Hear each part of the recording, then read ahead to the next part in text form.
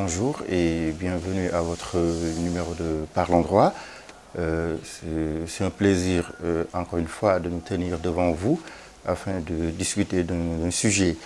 Ce matin, bien sûr, nous allons parler de l'état civil et en l'occurrence, les actes d'état civil. Et pour ce numéro, nous avons choisi de parler des actes de naissance, bien sûr, parce que c'est un sujet important et on se rend compte que la plupart des justiciables ont du mal à établir ces actes ou bien à dépasser les délais qui leur sont accordés afin de se faire ces actes de naissance. Voilà. Vous n'êtes pas sans savoir que lorsque l'enfant vient au monde, il doit être déclaré, bien sûr. Donc, il y a une procédure qui est prévue dans le Code de la famille qui dit que pour que cet enfant-là puisse avoir, en tout cas, des papiers, être reconnu, bon, il est reconnu, bien sûr, mais de manière administrative, bien sûr, pour que cet enfant puisse avoir des papiers, etc., la première chose à faire, c'est de le déclarer auprès des autorités compétentes, en l'occurrence l'officier d'état civil, bien sûr. Donc il faut le faire. Donc qui doit le faire? Bien sûr, qui doit faire cette déclaration de naissance-là, comme on dit, il s'agit des pères, des mères, etc., ascendants, voilà, un proche parent, en tout cas le médecin, la sage-femme, en tout cas une personne qui aura assisté aux naissances. Il n'est pas obligatoire que la déclaration de naissance puisse être faite par le père ou la mère.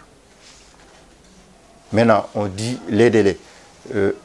Dès l'instant que l'accouchement est intervenu, l'enfant est venu au monde.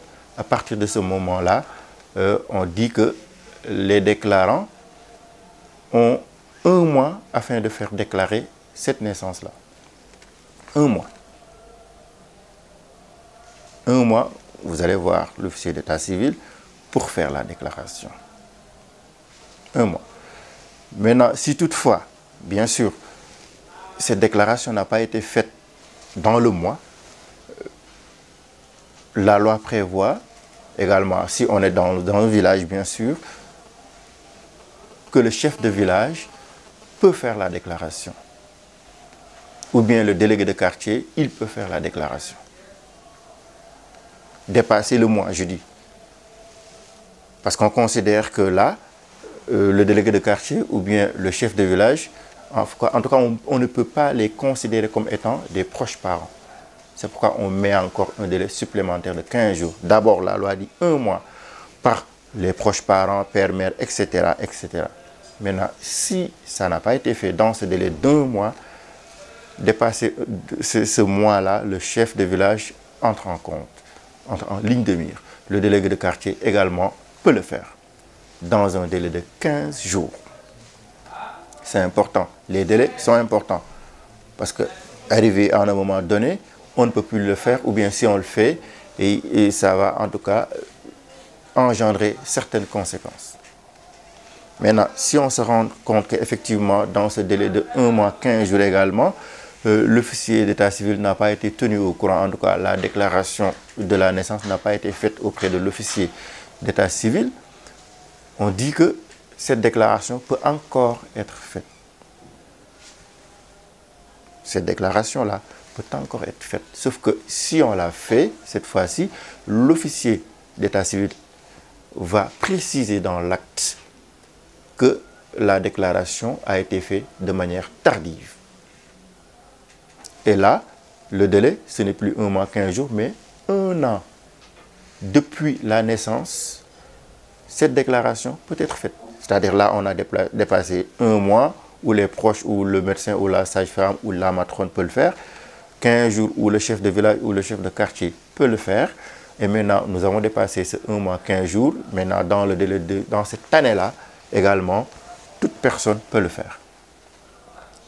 Qui a assisté à la naissance peut le faire. Ou bien même si ce ne sont pas des personnes, c'est pas une personne qui a assisté à la naissance, qui se fait représenter en tout cas, ou bien qui fait attester la naissance par 2 témoins également, on peut faire cette déclaration de naissance dans l'année. Mais sauf que, comme j'ai dit tout à l'heure, l'officier d'état civil va mentionner dans le risque que la déclaration a été faite tardivement. Maintenant, comme j'ai dit, toute personne peut le faire à condition, comme on a dit, de donner un acte établi par un médecin. Là, on a bien dépassé les 1 mois 15 jours. La personne qui veut déclarer l'enfant doit produire un acte établi par le médecin et doit faire attester cette naissance par 2 témoins également, pour que l'officier d'état civil puisse procéder à l'inscription. Maintenant, si on dépasse 1 an et que la déclaration de la naissance n'a pas encore été faite toujours, l'officier d'état civil ne peut plus procéder à l'inscription à cette déclaration. On ne peut plus déclarer cette naissance-là. Et là, on va faire ce que l'on appelle un jugement. Le jugement va intervenir. Pourquoi un jugement? Parce que l'officier d'état civil n'est plus habilité à le faire. S'il le fait, il est en porte-à-faux avec la loi. Et il peut être sanctionné, bien sûr. Nous le verrons sûrement peut-être dans d'autres numéros. Il y a ce que l'on appelle le jugement. Seul le jugement maintenant peut permettre, dépasser 1 an, seul ce jugement peut permettre à l'officier d'état civil de procéder à l'inscription de l'acte de naissance. Comment ça se fait? La personne intéressée va introduire une requête au niveau du tribunal d'instance. Une requête. La requête à la requête, on doit joindre bien sûr des pièces. C'est-à-dire, il faudrait au préalable obtenir auprès de l'officier d'état civil ce que l'on appelle un certificat de non-inscription que donne l'officier d'état civil. Vous voyez un peu?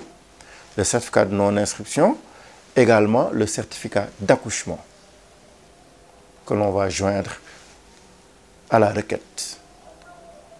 Et toute pièce utile pouvant attester qu'effectivement il y a eu naissance, mais il y a eu déclaration tardive, bien sûr.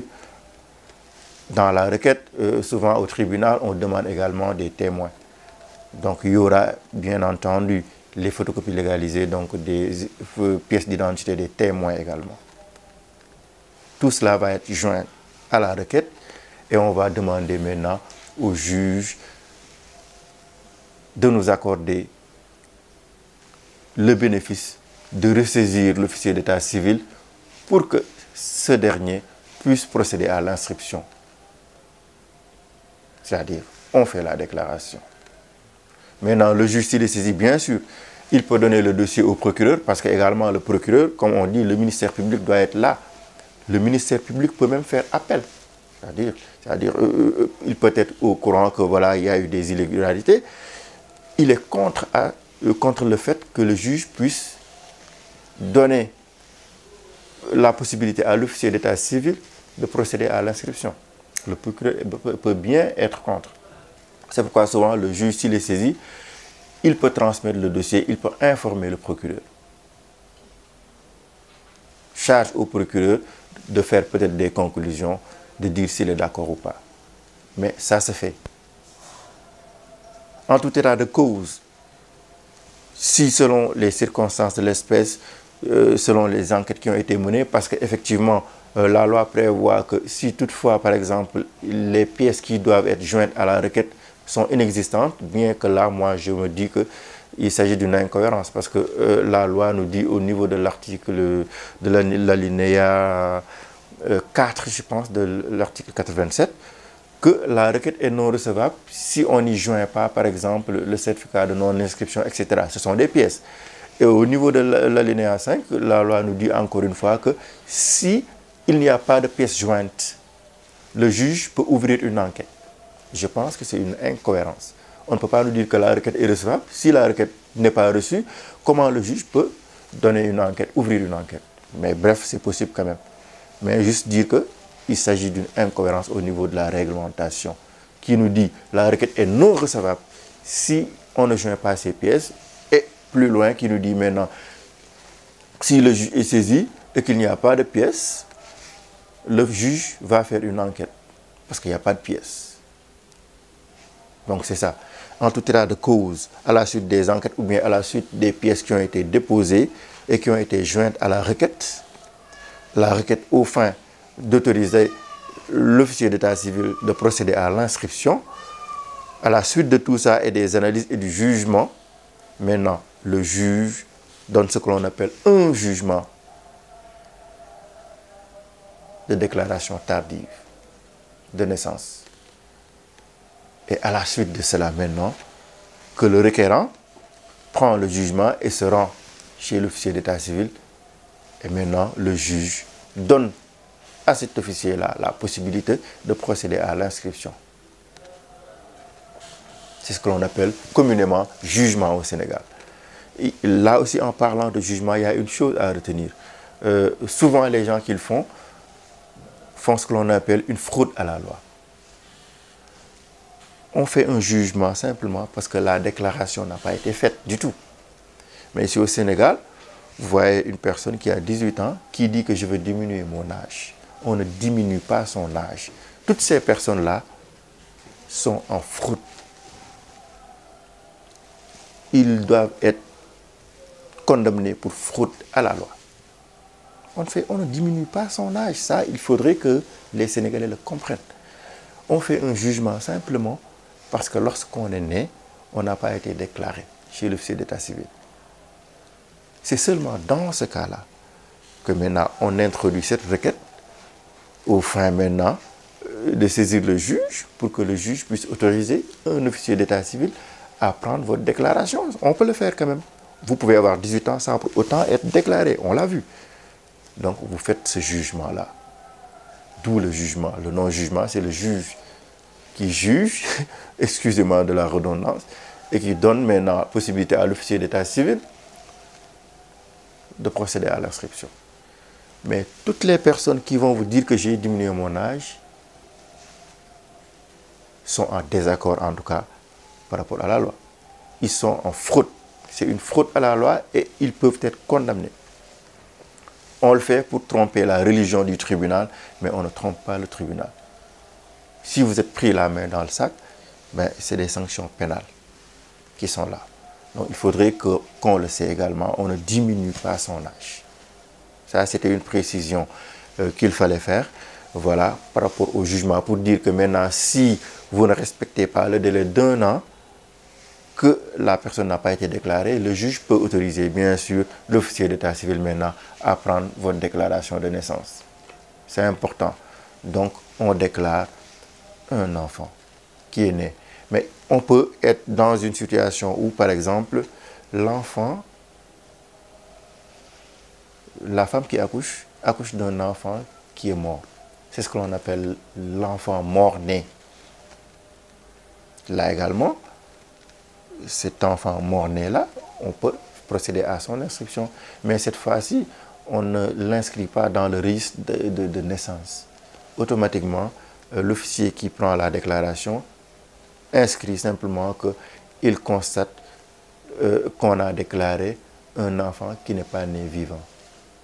Donc, on l'inscrit dans le registre de décès et pas dans le registre de naissance. Ça aussi, c'est une chose à savoir. Donc, l'enfant mort-né. On peut voir également des enfants trouvés, c'est-à-dire, on le voit souvent au Sénégal, un bébé qu'on trouve à côté de quelque part. Là aussi, la personne qui trouve ce bébé-là doit aller saisir les autorités compétentes, l'officier d'état civil, afin que cet enfant-là puisse être déclaré, c'est-à-dire cet enfant-là puisse jouir de ses droits d'obligations. Parce que c'est important, si vous n'avez pas de papier de naissance, parfois vous êtes dans l'impossibilité d'aller à l'école, de faire des études, etc. C'est difficile. C'est pourquoi même un enfant trouvé dont on ignore aujourd'hui la paternité et la maternité, la personne qui trouve cet enfant-là doit aller voir l'officier d'état civil afin que cet enfant-là soit déclaré, la naissance soit déclarée et que la personne puisse avoir des papiers de naissance. les actes d'état civil. C'est ce qu'on appelle les actes d'état civil. Maintenant, parmi les actes d'état civil, bien sûr, on vient d'aborder l'acte de naissance, il y a l'acte de décès, etc. Il y a l'acte de mariage. Donc, on aura l'occasion, pour ne pas être très long, donc dans d'autres numéros, de parler de ces actes-là. L'acte de mariage, le certificat de mariage qui pose beaucoup de problèmes au Sénégal.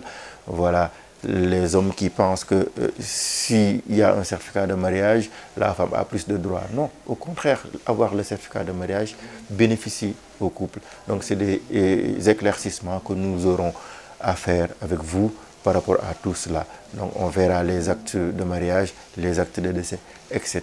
etc. Ce matin, nous étions en train de voir également donc, cela. Et je vous remercie encore une fois donc, de l'attention particulière que vous portez à cette plateforme, à cette émission Parlons droit. Je vous remercie encore une fois et je vous dis au revoir et à la semaine prochaine.